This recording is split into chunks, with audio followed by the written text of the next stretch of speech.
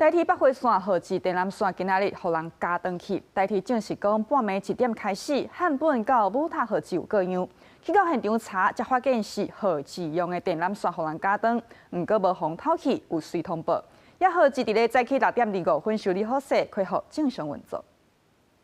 工作人员伫咧现场抢修，崩坑内台铁涂骹的号志电缆线，互人加长了，影响铁路营运。台铁正式汉本到母塔之间，自14透早因为号志异常，一直到早起6点外抢修好势，才恢复正常营运。这马交予铁路警察局侦办。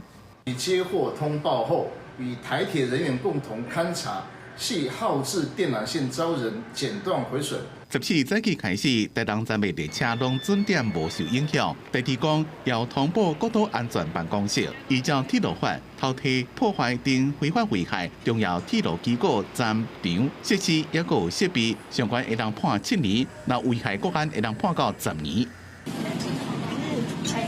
另外有台铁旅客翕到，伫车厢内底天棚水一直流出来，目击者讲，迄当阵区间车内面人真多，驶到半路，也个有列车长来拖涂骹。台铁调查1322这个次电联车漏水事件，主要是车顶的净化器排水孔，因为垃圾物件塌掉会水排了袂顺，才会对回风口流出来。杂物还要看看是什么样的杂物了啊，就是这个我们也会做一个检讨，排水孔要在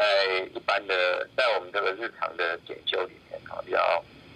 加强了。这种 EMU 900型列车，伫咧2021年底也捌发生过漏水事件，车厢地方也有人看到正明显的水痕。迄当阵经过调查是设计问题，因为也我伫咧报告的期间由厂商改善，不过这回漏水经过确定，并不是设计问题。台铁公司讲会检视同款型的所有列车，加强检修保养。记者综合报道。